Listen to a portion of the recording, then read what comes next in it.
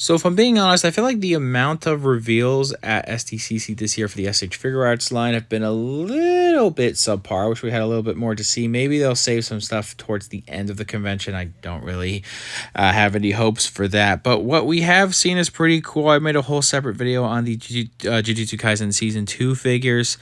On the channel if you wanted to watch that. I'm just quickly recapping that here. And they did announce yesterday Gear 5 Luffy for the One Piece line, which is really cool. I am still really early into One Piece, so I don't really know what the hell's going on here. But, diehard fans of One Piece are really excited for this figure right here. Just hopefully we'll get some more characters in the line like Nami, Usopp, and Robin, and some others I can't think of right now. And also, the SH Monster Arts line is getting Blue Eyes White Dragon. Bandai a few months ago put out a model kit version. That looked really cool, and this also looks really spectacular here, too. Really digging how this looks. I'm not the biggest Yu-Gi-Oh! Fan. I played it when I was a kid, but not too much. But this is really sick looking.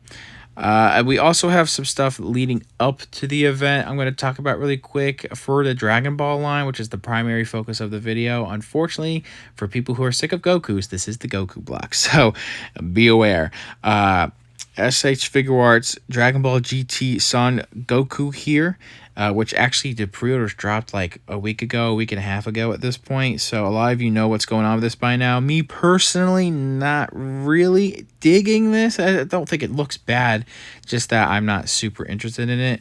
But this does look like one of their better engineered younger figures in the line so far. The Kamehameha effects piece looks really cool. So people who have been excited for this one, it's really cool. I kind of would rather prefer an adult Goku from GT with, using reusing parts of the Super Saiyan 4 version, because I think the pants could be reused. I could be wrong, but I think they could do some other stuff with the GT line as well.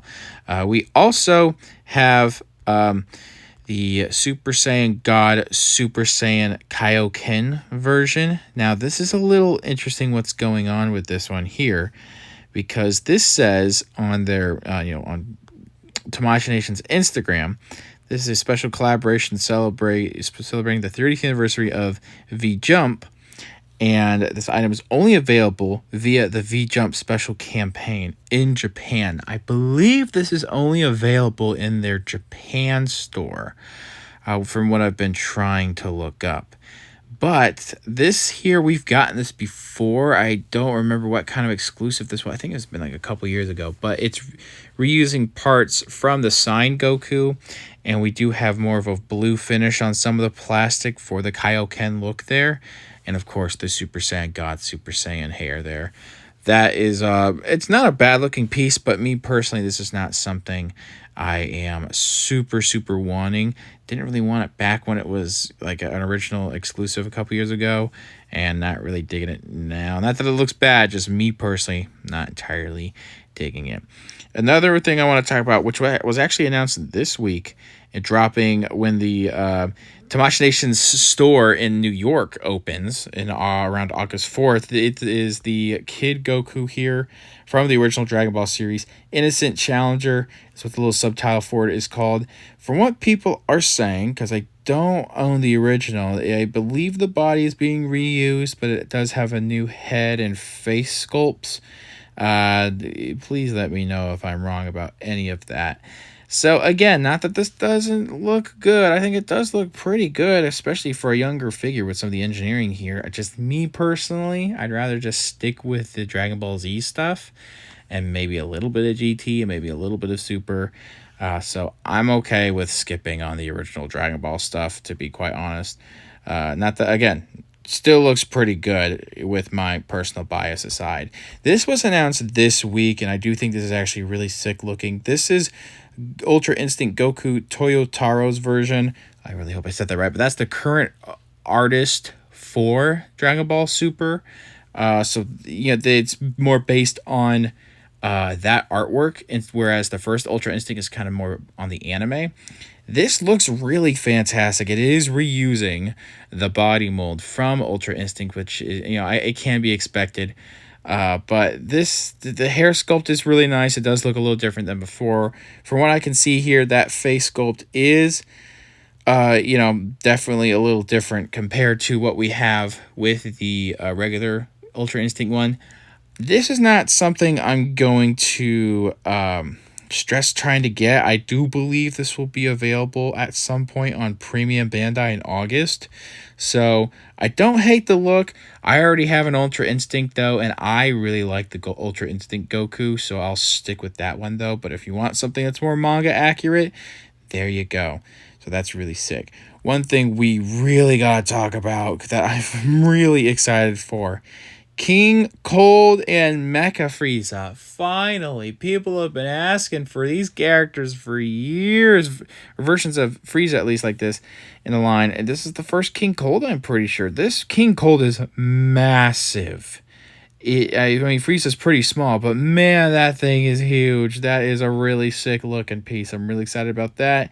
And Mecha Frieza is going to look really sick. I love a lot of the new tooling and sculpt work going on in both of these figures. Absolutely stunning work. There's not much else to talk about going on here. I'm sure eventually, at some point this year, we'll find out about, you know, releases. I have a feeling because of how big King Cold is, that's going to be a premium Bandai exclusive. Honestly, at this point, I think Mecha Frieza will probably be one as well. That's the unfortunate nature of this line. It seems like we're getting more and more premium Bandai exclusives, which annoys the hell out of some people. Totally understand, because I really do not like premium Bandai's exclusivity. But I mean, these are really sick looking. I don't get every single premium Bandai exclusive in this line. I don't get every villain. I don't get every character. I've missed out on villains in the past I'm fine with, but I don't want to miss out on Mecha Frieza or King Cold, especially considering I have the other fourth form Frieza as well as Cooler. So yeah, very excited to have those. I'm really digging it. They did have an outdoor display showing off a lot of their figures over the years, which is a very cool looking display. But one thing I do want to mention, some people have said we've seen this in the past. This is the first I'm seeing of this new Roshi. If you're looking towards, hopefully it's not too hard to see in this image, but you know, in between that first version of Gohan, which is insane that they've displayed that. That's kind of insane. And in between, you know, Tien right there. Lots of new sculpt work, it looks like, going on in there. I'm wondering what's going on. I don't know why they haven't officially shown it, but I need a Roshi in my collection. I missed out on the original one. I believe that was from the original Dragon Ball series, which is the only one I really wanted to get, and I never was able to get it. So I will definitely pick up this Roshi, because after that, I'm like, I know, you know, people will say this, but I'll be pretty close to completing the most sought after Z characters in my collection. And then again, something like Mecha Frieza and King Cold happens. So there's all that. But yeah, very excited for potentially what's to come. Again, I don't remember seeing it until this weekend, so maybe I'm just an idiot. I mean, that's not new. Anyway, last thing I do want to talk about that isn't Dragon Ball related. This video is a little bit all over the place, isn't it? This is another Akira Toriyama property. This is called Sandland. Never heard of it until recently, when like a couple months ago, Tamashii Nations said they would, I think in like, I don't remember when, I think at one of their events, they said they're making Sandland figures. So I really don't know what's going on here. Any of you diehard Sandland fans, I guess you're eating good, because we have 3 figures already for the SH Figuarts line. And then we also have for the Shogoken line a whatever this tank is going on here. Again, sorry, I don't know anything about this series, so I don't know the name of this tank. But this does not look bad for what it is. So there's that.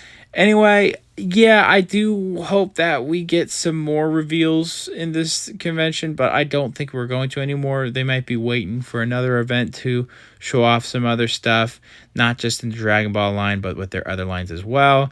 I do think they need to diversify some of their character choices a little bit more in some of these lines, because I talked about 4 different Gokus in this video, which is kind of insane. So there's that. Anyway, thanks for watching. What were you most excited for? Let me know down in the comments below. And yeah, I'll see you guys later.